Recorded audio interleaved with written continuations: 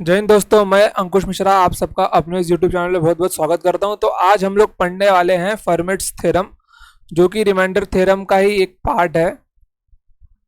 Formats theorem formats theorem और जो बाकी के दो थ्योरम्स है उनके ऊपर से कम 2 से 3 क्वेश्चन एग्जाम में बन के ही आते हैं। इस साल जो सीडीएस का पेपर हुआ था उसमें से 3 क्वेश्चन देखे गए थे, जिसमें से 2 क्वेश्चन तो सीधे सीधे फर्मेट थ्योरम से पूछ लिए गए थे।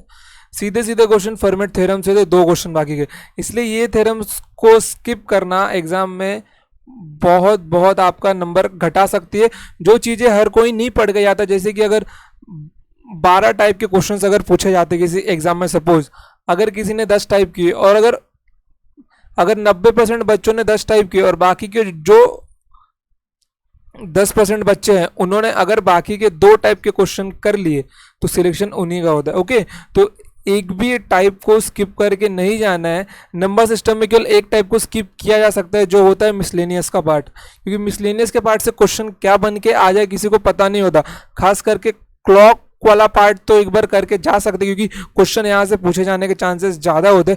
अगर इसके अलावा लाइक कि अगर 10 से 12 क्वेश्चन बन के आते तो हम लोग मिनिमम कितने, जो 1 से 2 क्वेश्चन रहते हैं ना वो मिसलेनियस वाले रहते हैं, उनको स्किप करने के बाद भी जो 10 क्वेश्चन होते हैं ना वो सीधा सीधा इस लेक्चर से आएंगे, क्योंकि सारे टाइप्स को यहाँ पे कवर किया जाएगा। हमने अब तक 12 लेक्चर्स अच्छे से खत्म कर चुके और उनमें से क्वेश्चंस डेफिनेटली आपके एग्जाम में देखने को मिलेंगे। ओके, तो हम लोग टॉपिक की अपनी शुरुआत करते हैं। तो देखिए फर्मेट थ्योरम था क्या। ये जो यहाँ पे महाशय खड़े हुए हैं फर्मेट जी, इन्होंने रिमाइंडर के ऊपर बहुत काम किया है और बहुत बड़ी मेहनत करने के बाद इन्होंने एक थ्योरम निकाला। इन्होंने कहा अगर कोई संख्या ए है और अगर उसको किसी प्राइम नंबर पी से डिवाइड किया जाता है और अगर उस ए की पावर में p-1 हो तो उसका रिमाइंडर आता है रिमाइंडर 1। ये इन्होंने स्टेटमेंट दिया था कि अगर किसी नंबर ए को किसी प्राइम नंबर p से डिवाइड किया जाता है और उसके पावर में उसी मतलब जो नीचे नंबर है उसे एक कम नंबर उसके पावर में हो तो उससे वो जो इक्वेशन बनेगी उसका रिमाइंडर 1 आता है। लाइक जैसे एग्जांपल मैं लेता हूँ, यहाँ पे मैंने लिया 15 और नीचे लिखा 17। ओके, अब अगर मैं इसके पावर में 16 ले लूँ, जस्ट 16 17 से एक छोटा, तो इसका रिमाइंडर कितना आएगा, इसका रिमाइंडर आएगा 1। ओके, अगर मैं यहाँ पे 32 लूँ और यहाँ पे मैं फिर से 17 लेता हूँ और अगर मैं यहाँ पे 16 लूँगा तो भी इसका रिमाइंडर आएगा 1। तो ये हमारा क्या बोलता है, ये हमारा फर्मेट थ्योरम हमें ये स्टेटमेंट देता है। ओके, तो इसमें 2 कंडीशंस इन्होंने लगा के गए थे। वो 2 कंडीशंस क्या थी, जिनमें से पहली थी कि A and P should be को प्राइम टू ईच अदर। ये आपस में को प्राइम होने चाहिए, शुड बी को प्राइम मतलब सह अभाज्य। को प्राइम का मतलब क्या होता है, देखो जैसे कि मैंने 2 नंबर लिया, एक 15 और एक 17, इन दोनों में कुछ भी कॉमन नहीं होना चाहिए सिवाय एक के। मतलब इनका जो HCF है, हाईएस्ट कॉमन फैक्टर, वो कितना होना चाहिए, 15 और 17 का वो होना चाहिए 1 बस। मतलब 1 के अलावा उन दोनों नंबर में कुछ कॉमन नहीं होना चाहिए। और मेन बात क्या है, ये जो नंबर है P, ये should be any prime number, ये सिर्फ प्राइम नंबर होना चाहिए, इसके अलावा और कोई नंबर नहीं होना चाहिए, तभी हमारा जो फर्मेट थ्योरम है वो काम करेगा। ओके, तो इतना हमने देख लिया। तो इसके ऊपर जो सिंपल सिंपल क्वेश्चन है वो हम लोग देख के लेते। ये स्टेटमेंट भूलना मत, और एक यहाँ पे ये P वाला कि P should be any prime number, any prime number. Okay, चलिए देखिए अब यहाँ पे सिंपल सिंपल क्वेश्चन दिए हुए, यहाँ पे देखिए क्या दिया हुआ है। यहाँ पे 103 है, 103 का एक प्राइम नंबर है और 102 क्या जस्ट इससे एक छोटा है, तो इसका रिमाइंडर कितना आ जाएगा 1। यहाँ पे 31 प्राइम नंबर है और इस 64 के पावर में कितना है 30, जस्ट इससे एक छोटा है ना, तो इसका भी रिमाइंडर कितना मिल जाएगा 1। यहाँ पे 83 है, यहाँ पे 82 है, तो इसका भी रिमाइंडर 1। यहाँ पे 89 और यहाँ पे 88 है, तो इसका भी रिमाइंडर 1। और यहाँ पे 79 और यहाँ पे 78 है, तो इसका भी रिमाइंडर 1। ये बेसिक बेसिक क्वेश्चंस है, ये सब क्वेश्चंस एग्जाम में पूछे गए। बट अभी इस टाइप के क्वेश्चंस की मतलब कि इतना सिंपल क्वेश्चन पूछने की फ्रीक्वेंसी जो है थोड़ी कम हो गई है। क्वेश्चन ना अभी थोड़ी ट्रिकी आते हैं। लाइक ऐसे ये देखिए यहाँ पे जैसा क्वेश्चन दिया गया है, ये प्री का पूछा हुआ सवाल है। क्वेश्चन क्या है, 3^21 डिवाइडेड बाय 5। ओके, अब अगर मेरा यहाँ पे 3^5 अगर मेरा पावर में 4 होता, क्योंकि 3 और 5 तो आपस में को प्राइम है, कुछ भी इनके अंदर कॉमन नहीं है, और जो मेरा p है वो एक प्राइम नंबर है, अगर इसके पावर में 4 होता तो मेरा जो ये इसका रिमाइंडर कितना होता, इसका रिमाइंडर होता 1। ओके, तो ऑलवेज नोटिस कि अगर नीचे 5 है और ऊपर 4 है तो इसके पावर में 4 मिलना चाहिए या 4 का कोई मल्टीपल मिलना चाहिए। तो ऊपर देखिए, अगर मैं इसको 3^20 इंटू 3^1 लिखूँ और यहाँ पे 5 लिखूँ तो ये क्या है मेरा, ये मेरा 4 का मल्टीपल है ना, मतलब 3×4×5 इंटू 3^1 डिवाइडेड बाई 5, मतलब 3 4 the whole power 5 into 3 divided by 5। यहाँ पे कितना मिल जाएगा मेरे को यहाँ से रिमाइंडर कितना मिल जाएगा। अब इस 5 को दोनों से सेपरेट सेपरेट डिवाइड कीजिए, मेरे को यहाँ पे रिमाइंडर मिल जाएगा 1 और यहाँ पे रिमाइंडर मिल जाएगा 3। ओके, तो 1 इंटू 3 मतलब रिमाइंडर मेरा कितना आ गया, 3 आ गया, और 3 मेरा क्या 5 से छोटा है, मतलब यही मेरा आंसर है।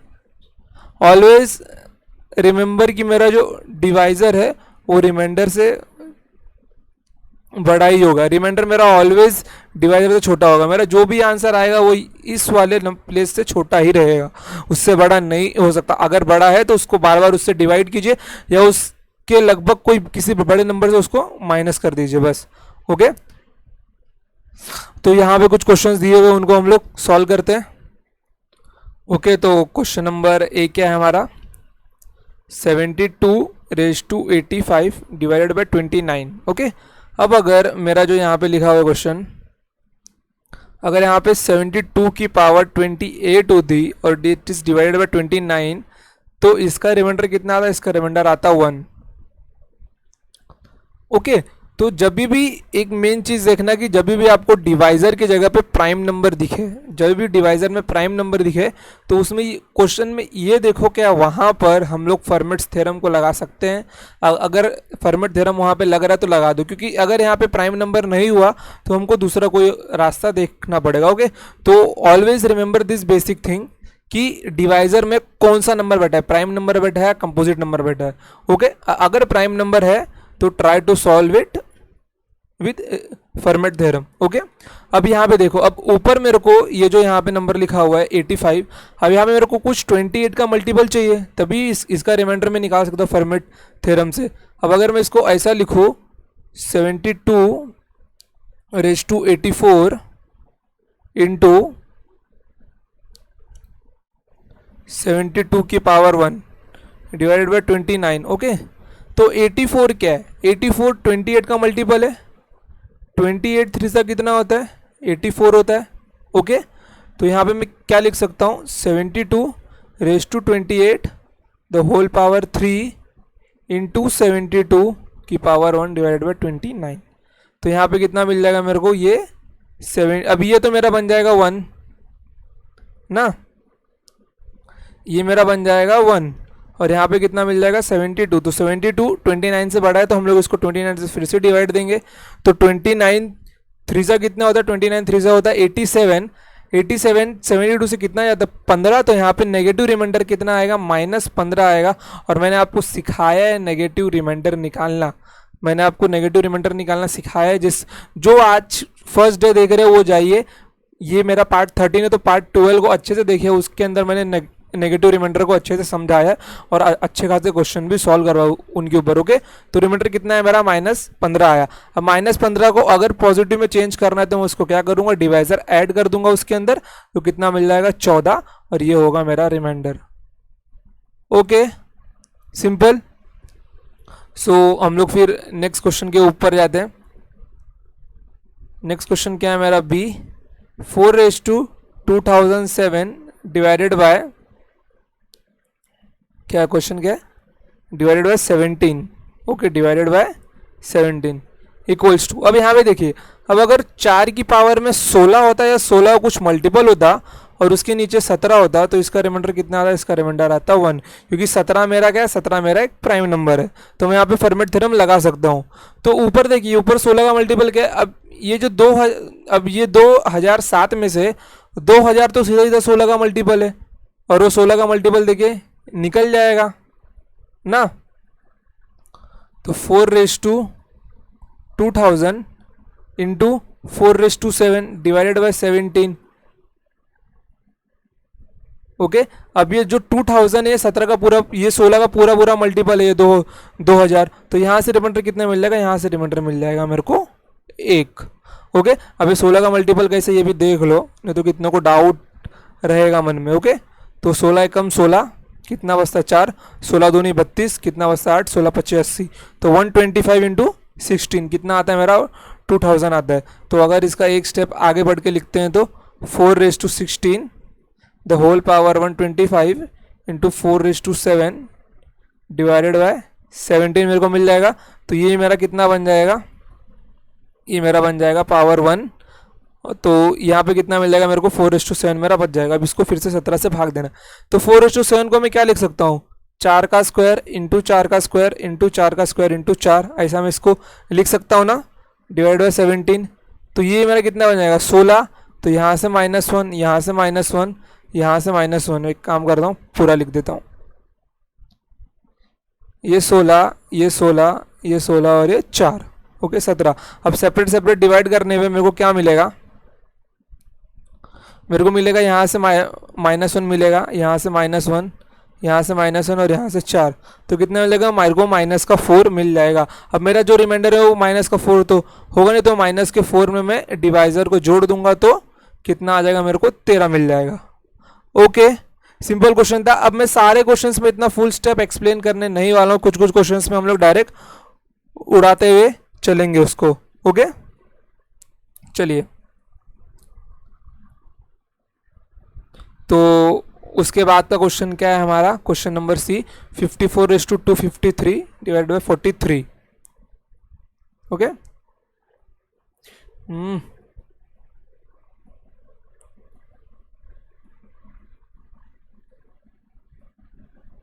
क्वेश्चन क्या है मेरा, question number C 54/253 divided by 43। Okay अब ये देखिए, अब अगर मैं सिर्फ 3-4 क्वेश्चन में फुल स्टेप एक्सप्लेन करने वाला हूँ, क्योंकि हर एक चीज़ में फुल स्टेप एक्सप्लेन करने गए तो एग्जाम में स्पीड वैसी हमको नहीं रखनी है, हमको मिनिमम से मिनिमम 1 से 1.5 मिनट के अंदर क्वेश्चन सॉल्व करना पड़ता है। ओके तो अगर 54 की पावर मेरी 42 होती, कितनी होती 42 होती, और नीचे मेरा 43 होगी, 43 मेरा क्या, 43 मेरा एक प्राइम नंबर है, तो इसका रिमाइंडर कितना आता है, इसका रिमाइंडर आता 1।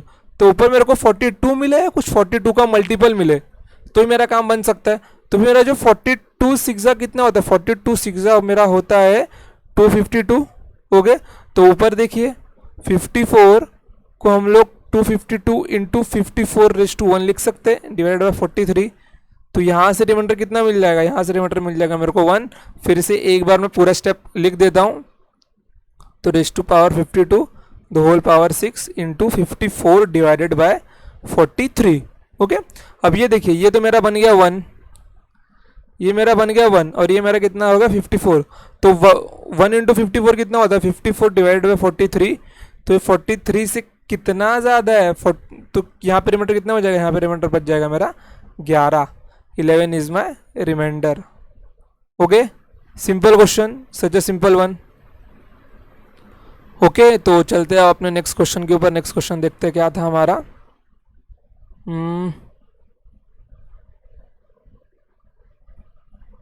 कहाँ गया क्वेश्चन, ये रहा। नेक्स्ट क्वेश्चन क्या है मेरा,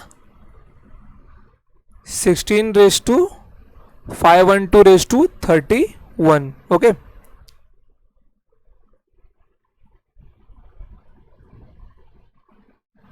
क्वेश्चन क्या है मेरा, 16/512/31। ओके फिर से एक बार पूरा लिख के दिखाता हूँ। अगर यहाँ पे 16 होता और नीचे 31 है, अगर इसकी पावर 30 होती तो इसका रिमाइंडर कितना आता, इसका रिमाइंडर आता 1, क्योंकि 31 मेरा क्या प्राइम नंबर है। मैं यहाँ पे फॉर्मेट थ्योरम लगा सकता हूँ। तो ऊपर मुझे 30 मिलना चाहिए, 30 का मल्टीपल मिलना चाहिए। अब 512 में से जो मेरा 510 है वो तो वो मेरा क्या है, वो मेरा 30 का मल्टीपल है ना। मैं इसको कैसा लिख सकता हूँ, 16 इंटू 510 इंटू 16 का स्क्वायर डिवाइडेड बाय 31 ना। फिर उसके बाद 16 रेज टू 30 इंटू 17, 17 3 51, 17 3 51 और ये 0 5 10 इंटू ये 16 का स्क्वायर डिवाइडेड बाय 31। तो यहाँ से रिमाइंडर क्या मिल जाएगा मेरे को, यहाँ से रिमाइंडर मिल जाएगा मेरा 1 और यहाँ से मेरे को मिल जाएगा 16 का स्क्वायर। तो मैं क्या लिखूंगा यहाँ पे 16 इंटू 16 डिवाइडेड बाय 31। अब देखो अभी इसको सेपरेट सेपरेट डिवाइड करने से अच्छा है ना, ये नीचे 31 है और अगर ऊपर 31 से मतलब 31 से एक बड़ा या छोटा ऊपर कोई नंबर बन रहा है तो उसको बना लो। तो 16 मैं इस वाले 16 को 8 इंटू 2 लिखता हूँ डिवाइडेड बाय 31। तो ये कितना मिल जाएगा मेरे को 32 इंटू 8 डिवाइडेड बाय, मतलब मैंने इसको मल्टीप्लाई किया डिवाइडेड बाय 31 और सेपरेट सेपरेट मल्टीप्लाई करने के बाद यहाँ से रिमाइंडर मिल जाएगा मेरे को 1 मिल जाएगा और यहाँ से 8 मिल जाएगा। तो 1 इंटू 8 कितना आ गया मेरा रिमाइंडर 8 आ गया है मेरा रिमाइंडर, इसका आंसर कितना आ गया 8 आ गया। Okay, simple question. फिर उसके बाद में नेक्स्ट क्वेश्चन क्या था 9 raise to 111 by 13, 9 raise to 111 by 13।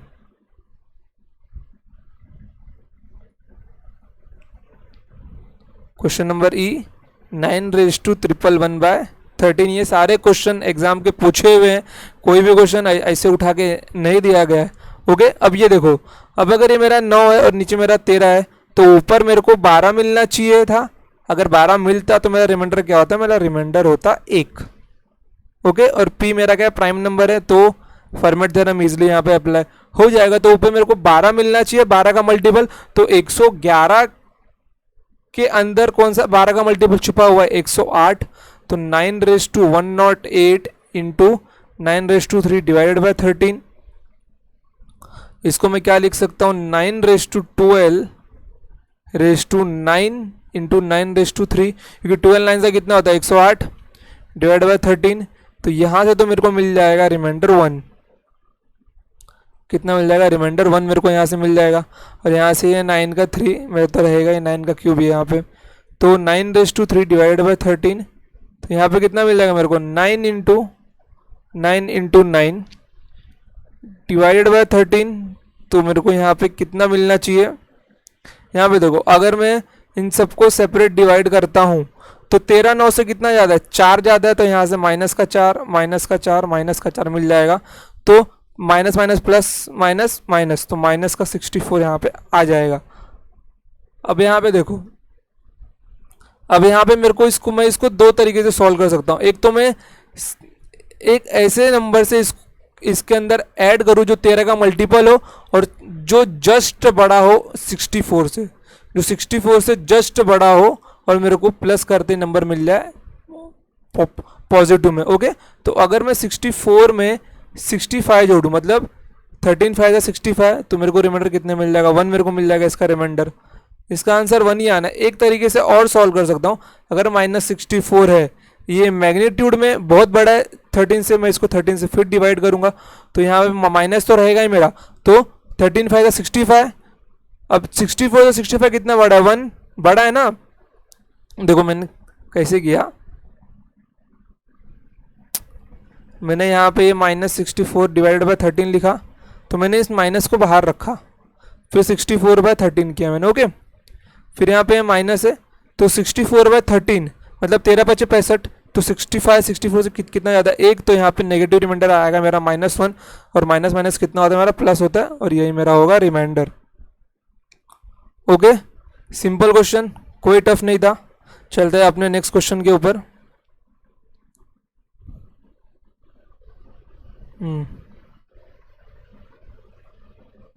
कहाँ गया ये रहा क्वेश्चन, क्या मेरा 14 raise to 222 divide by 23। Okay,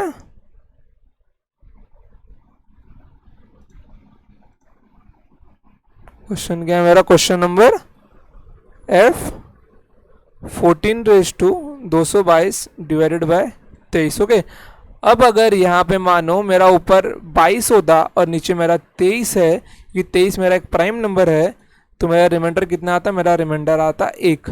अब ऊपर 200 ऊपर कोई 22 का मल्टीपल है, 220 22 का मल्टीपल है, तो सिंपली मैं इसको क्या लिख सकता हूँ, 14 raised to 220 इंटू 14 का स्क्वायर डिवाइडेड बाय 23।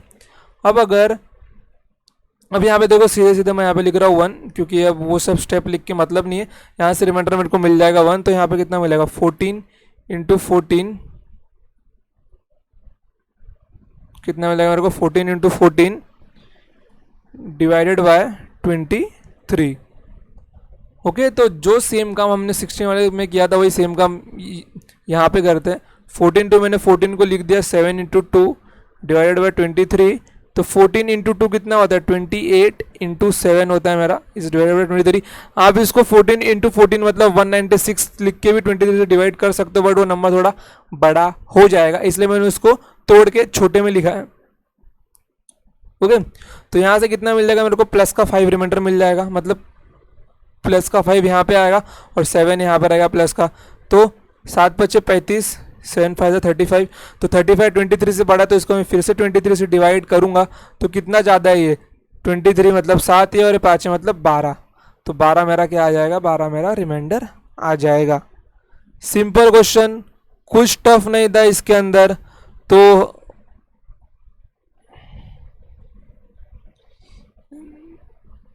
ये जो सेक्शन है हमारा ये वाला, हमने क्या देखा, A B C D E F, अच्छे से देखा, ये आपके लिए होमवर्क है।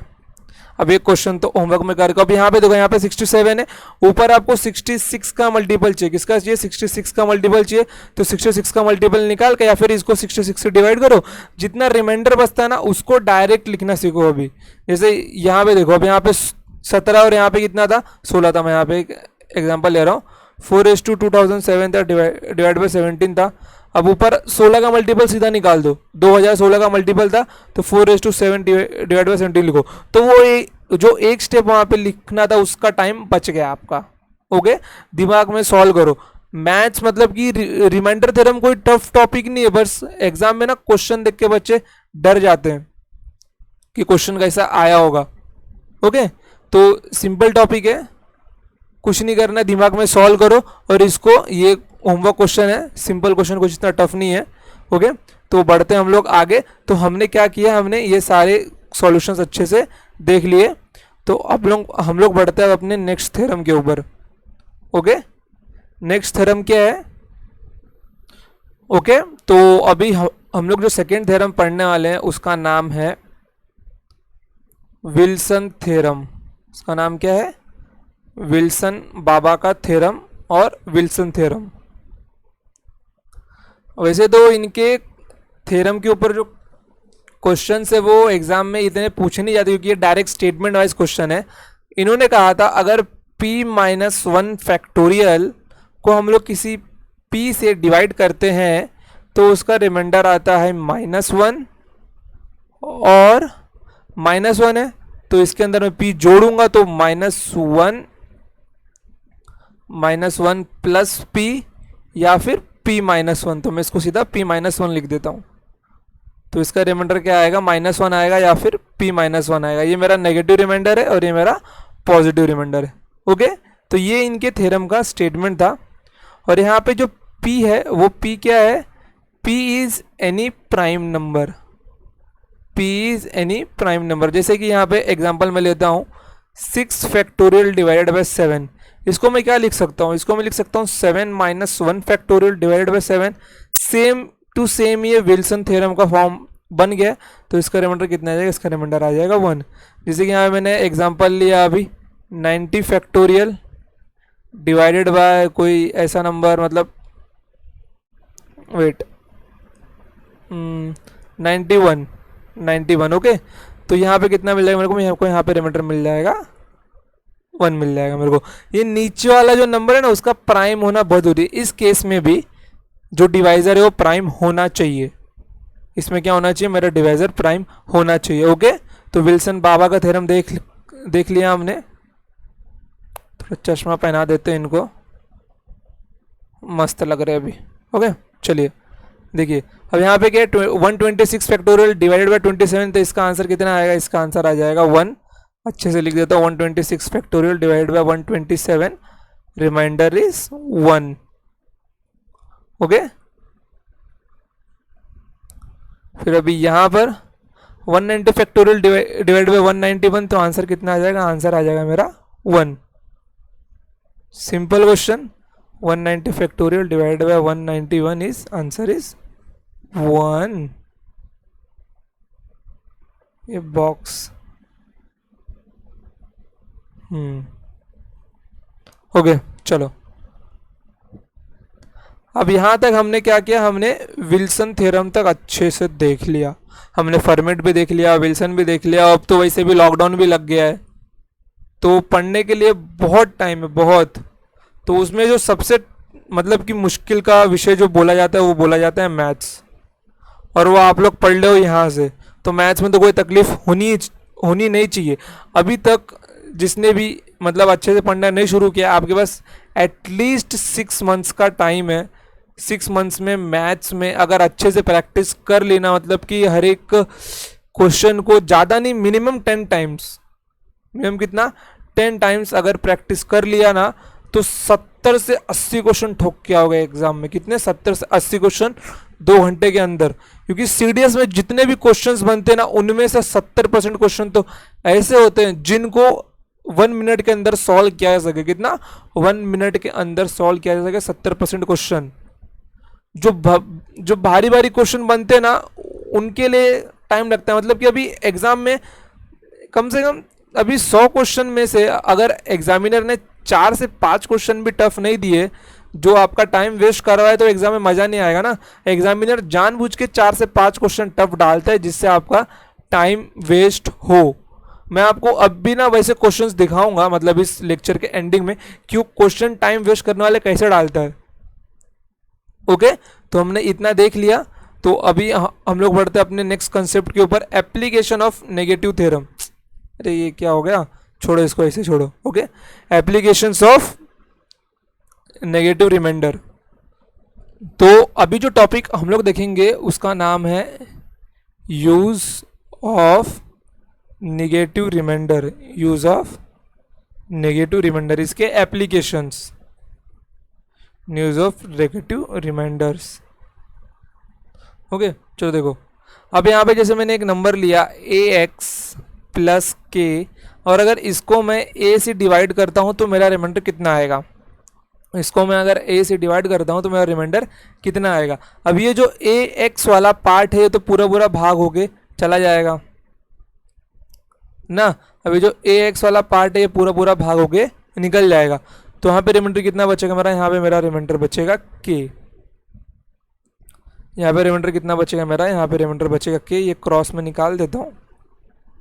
ओके, और अगर यहीं पर मैं ax प्लस के ऊपर पावर n लगा दूँ और इसको a से डिवाइड करूँ, तो यहाँ पे रिमाइंडर कितना बचेगा? यहाँ पे रिमाइंडर मेरा बचेगा सिंपली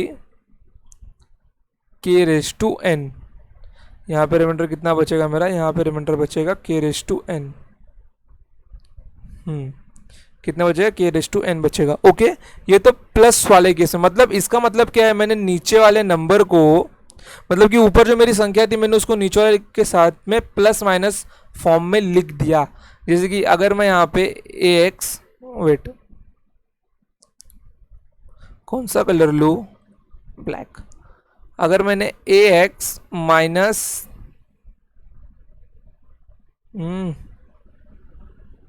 अगर मैंने ax माइनस के को a से डिवाइड किया तो इसका रिमाइंडर कितना आ जाएगा? इसका रिमाइंडर आ जाएगा माइनस के। ओके, अगर मैंने उसी जगह ax माइनस के रेज टू होल n को a से डिवाइड किया तो इसका रिमाइंडर कितना आ जाएगा? इसका रिमाइंडर आ जाएगा माइनस के रेज टू n। बट यहाँ पे मेरा रिमाइंडर वेरी करेगा। अगर मेरे n की वैल्यू, अगर मेरे n की वैल्यू इवन हुई तो मेरा रिमाइंडर कितना होगा? k होगा। और अगर मेरे n की वैल्यू ऑड हुई तो मेरा रिमाइंडर कितना होगा? मेरा रिमाइंडर माइनस का k होगा। मेरा रिमाइंडर क्या होगा? माइनस का k होगा। ओके, तो यहाँ पे n का इवन और ऑड का केस रहेगा। यहाँ पे माइनस वाले में, तो हम लोग को पावर देखना पड़ेगा, बट प्लस वाले में ऐसा कुछ भी नहीं। अब ये ऐसा होता क्यों है, जैसे देखो,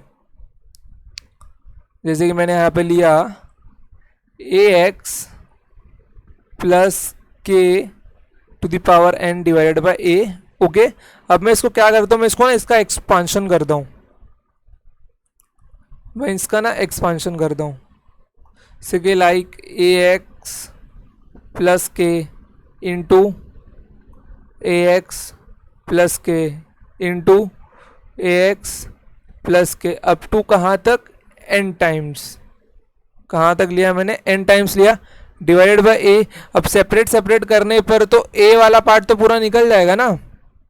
अब जब मैं सेपरेट डिवाइड करूंगा तो a वाला पार्ट तो पूरा निकल जाएगा, इसमें से इसमें से इसमें से, तो मेरा यहाँ पे क्या बचेगा, सिर्फ k into K up to कितने times, up to n times क्या बचेगा, हमारा k बचेगा।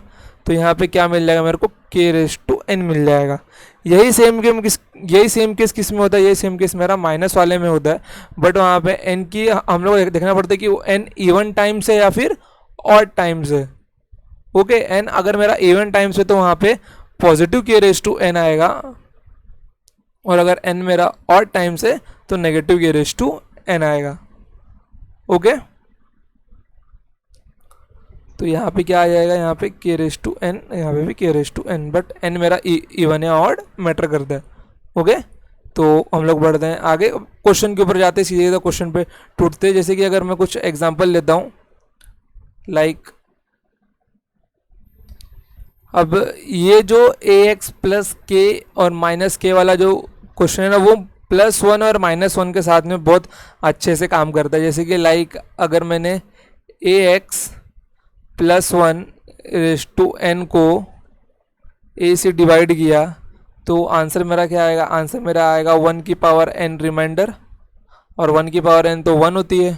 और अगर मैंने ax माइनस 1 की पावर n को a से डिवाइड किया तो आंसर आएगा -1 की पावर n। अगर ये मेरा इवन हुआ n, वेट, 1 की पावर n, और अगर n मेरा इवन हुआ तो ये मेरा रिमाइंडर कितना मिल जाएगा मेरे को, 1 मिल जाएगा, और अगर n मेरा ऑड हुआ तो रिमाइंडर कितना मिल जाएगा मेरे को, -1 मिल जाएगा। ओके, जैसे कि मैंने यहाँ पे क्वेश्चन लिया 13 divide by 12 raise to 60। Okay, तो मैं यहाँ पे क्या लिख सकता हूँ, मैं इसको 12 इंटू 1 प्लस 1 के फॉर्म में लिख सकता हूँ, मतलब नीचे वाले का, जैसे आप ax प्लस 1 है ना, तो यहाँ पे 12 into 1 plus 1 raise to 60 divide by 12, तो ये 12 तो पूरा निकल जाएगा, तो यहाँ पे क्या बचेगा, केवल 1 रेस टू 60 मतलब 1। फिर यहाँ पे 15 रेस टू 70 डिवाइड बाई 16 मतलब 16 plus 1, 16 minus 1 raise to 70 divide by 16, तो रिमाइंडर कितना आ जाएगा, 1 आएगा, 1 रेस टू 71। एक और एग्जांपल लेता हूँ मैं, यहाँ पर 106 डिवाइड बाई 21, और यहाँ पे रेस टू पावर 38, तो 106 क्या है मेरा। अब यहाँ पे मेरे को 21 का +-1 फॉर्म चाहिए, मतलब 106 को मेरे को 21 के +-1 के फॉर्म में लिखना है। तो यहाँ पे 21 इंटू 5 +1, क्योंकि 21 इंटू 5 कितना होता है, 105 होता है, +1, और यहाँ पे रेस टू 38 डिवाइड बाई 21, तो ये तो पूरा निकल जाएगा 21 मेरा, ये जो मेरा 21 है ये तो पूरा निकल जाएगा ना। तो यहाँ पे क्या बचेगा मेरा, 1 रेस टू 38 मतलब 1 मेरा रिमाइंडर बचेगा। ओके, कोई टफ क्वेश्चन नहीं था, सिंपल सिंपल क्वेश्चंस आते ही ऐसे थ्योरम्स के ऊपर। तो यहाँ पे एक क्वेश्चन और देख के लेते हैं, 143 रेस टू 341 डिवाइडेड बाय 36। तो 143 को 36 के +-1 के फॉर्म में लिखना है, तो 36 4 सा कितना होता है, 144 होता है, तो 36 into 4 -1 raise to 341 divided by 36। 140 में से 140 में से 1 गया तो 143।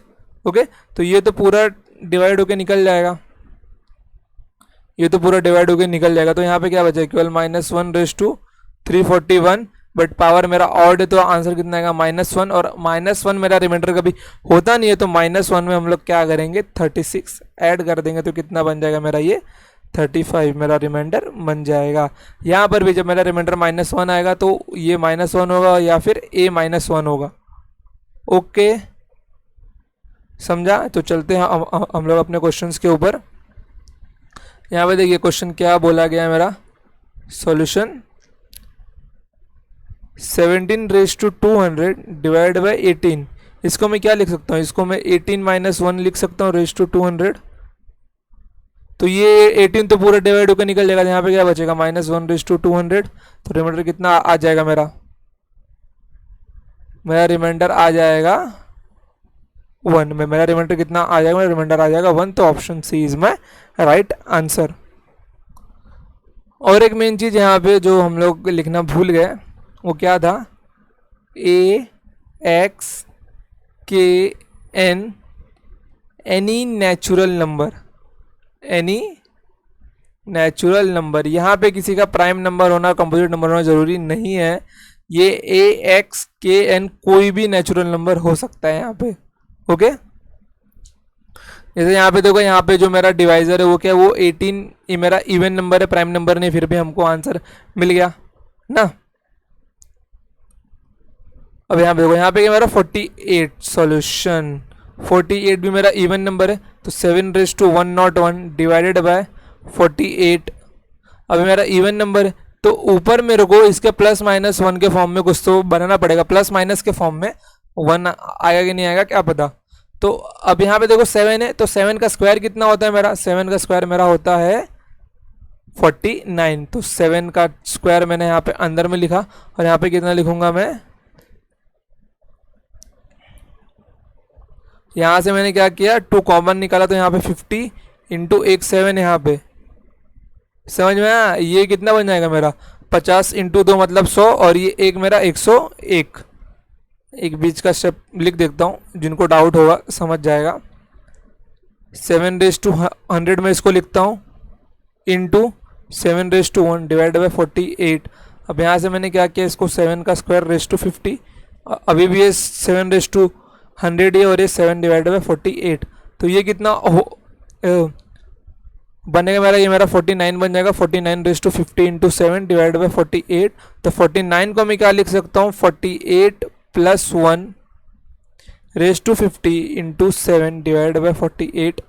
इतना बड़ा आपको एग्जाम में सॉल्व नहीं करना है, डायरेक्ट देखना है 49 है, जो रिमाइंडर बचना है उसको सीधा निकाल देना। ओके, तो ये तो पूरा निकल जाएगा मेरा। यहाँ पे कितना मिल जाएगा मेरे को 7 डिवाइड बाई 48। तो आंसर, तो रिमाइंडर कितना बचेगा मेरा रिमाइंडर बचेगा 7, मतलब option A is my right answer.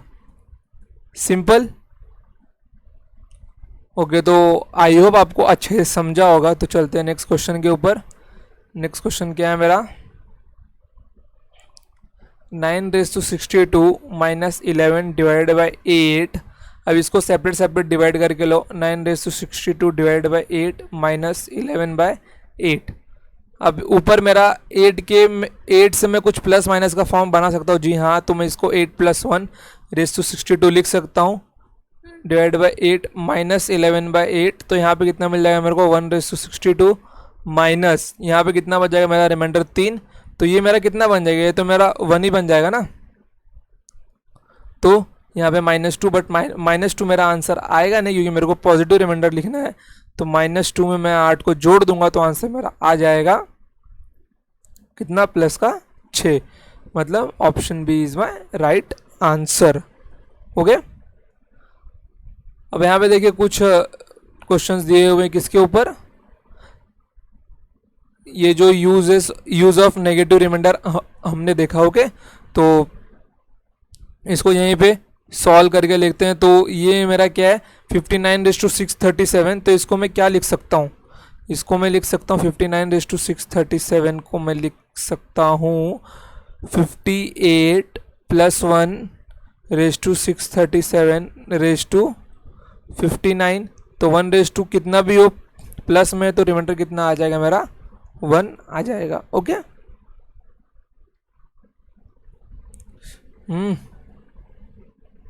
इसको मिटाना पड़ेगा।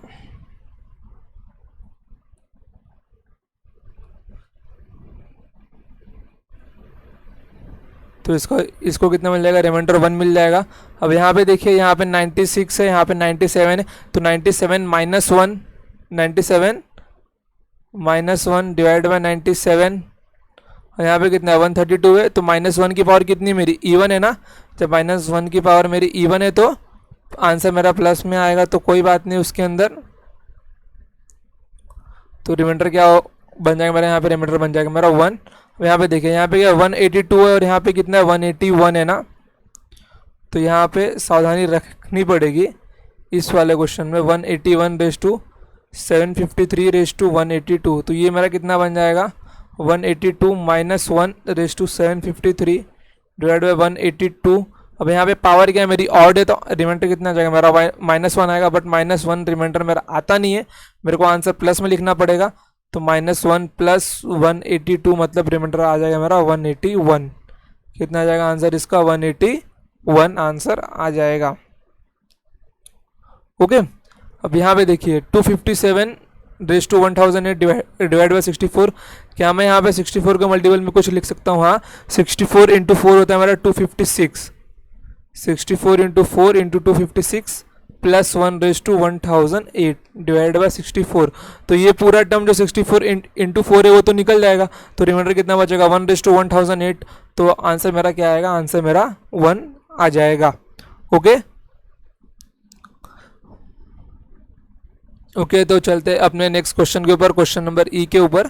तो मैं इसको रफ करके ले लेता हूँ। आई होप कि आप सब ये सब नोटबुक में लिख रहे होंगे, क्योंकि मैंने पिछले वाले के जैसे सबका सॉल्यूशन यहाँ पे अलग अलग करके नहीं लिखा, क्योंकि इतना टफ भी नहीं है कि सबको अलग अलग करके लिखना पड़े। ओके, तो 471 raise to 344 divide by 118। Okay, अब यहाँ पे देखिए कि हम लोग 118 को कुछ ऐसा फॉर्म दे सकते हैं। अब यहाँ पे देखिए, अगर मैं 118 में अगर 3 मल्टीप्लाई करता तो कितना आएगा, ये 300 में आएगा कुछ ना। तो मैं 4 मल्टीप्लाई करके देखता हूँ, तो 8 चौक 32, यहाँ पे 3 कैरी, तो 4 3 7, 4 एकम 4, यहाँ देखिए 472 है।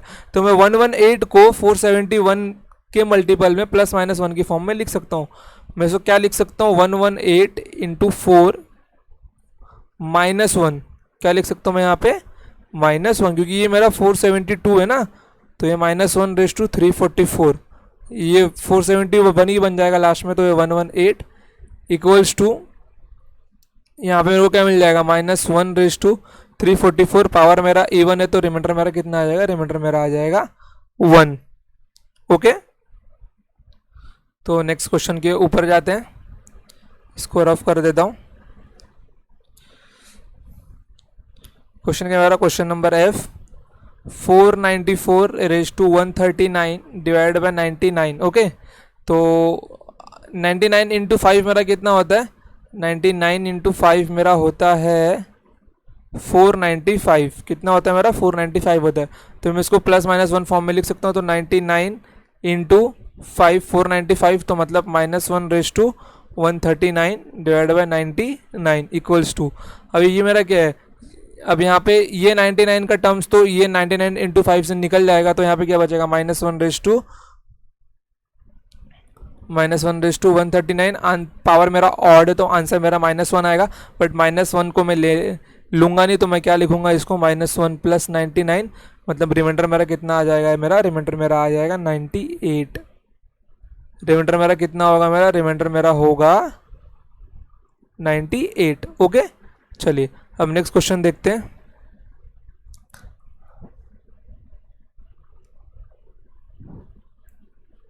नेक्स्ट क्वेश्चन क्या है मेरा, question number G, 7 raise to 84 raise to 342। अब ये क्वेश्चन आपके लिए होमवर्क है, फिर भी मैं यहाँ पे हिंट दे देता हूँ। इसको मैं यहाँ पे 7 का क्यूब बनाऊंगा, क्योंकि 7 का क्यूब मेरा होता है 343, तो मैं प्लस माइनस 1 के फॉर्म में लिख सकता हूँ। तो मैं इसको यहाँ पे सॉल्व भी कर देता हूँ। अगर मैं 3 यहाँ से कॉमन लेता हूँ तो 3 दूना 6, 2 कैरी, 3 अठे 24 डिवाइड बाई 342। तो इसको मैं यहाँ पे क्या लिख सकता हूँ, 343 divide by 28 raise to 342। Exam में इतना लंबा नहीं करना, मैं नेक्स्ट लेक्चर में अगर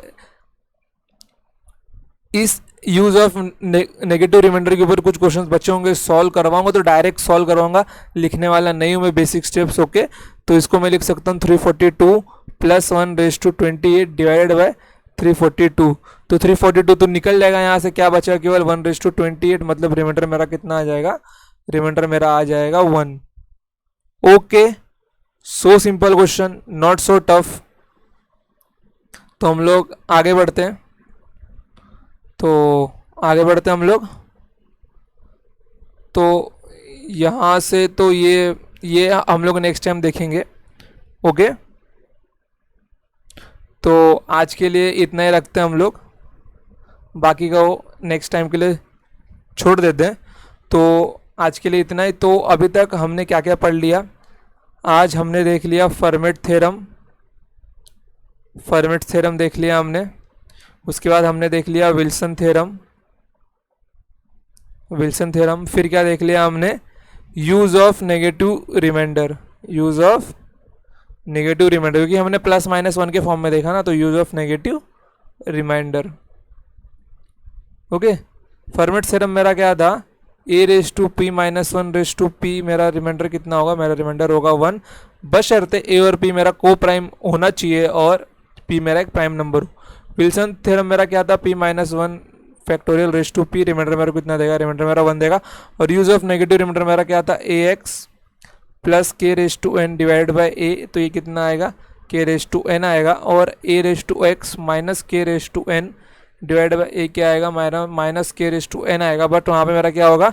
n की वैल्यू मेरी इवन और ऑड पे मैटर करेगी। अगर ये इवन हुई तो k और ऑड हुई तो -k। ओके, सिंपल था। तो ये जितने भी थे, अगर किसी को इसका प्रूफ चाहिए, प्रूफ तो एग्जाम में वैसे आता नहीं है, अगर किसी को प्रूफ जानने की इच्छा हो तो गूगल करो, कम से कम 60-70 पन्नों का इसका प्रूफ होगा। सिर्फ फर्मेट थ्योरम का बोल रहा हूँ मैं। तो अपनी आधी जिंदगी उसको ही पढ़ने में बिता दो। ओके, क्योंकि जितने मतलब रिमाइंडर के ऊपर ना एक मोटी मोटी बुक लिखी जा चुकी है, पूरी जिंदगी उसको पढ़ने में बिता दो, या फिर इसका शॉर्टकट ट्रिक जान के आगे बढ़ो। ओके, तो आज के लिए इतना ही रखते हैं। अब हम लोग मिलेंगे नेक्स्ट लेक्चर में कल, जहाँ पे हम लोग बात करेंगे और आगे। तो इसके कुछ क्वेश्चंस बचे हुए हैं, वो हम लोग सॉल्व करने के बाद जाएंगे बाप ऑफ ऑल रिमाइंडर थ्योरम, मतलब सारे रिमाइंडर थ्योरम का फादर, उसका नाम क्या है? Euler theorem. मतलब कि जो क्वेश्चन रिमाइंडर थ्योरम का बाकी किसी से सॉल्व नहीं होगा, वो ये थ्योरम सॉल्व कर सकता है। मतलब ये थ्योरम ऑल राउंडर है। ओके, ये थ्योरम ऑल राउंडर है। ओके, तो हम लोग देखते हैं नेक्स्ट टाइम। तब तक के लिए जय हिंद, जय भारत।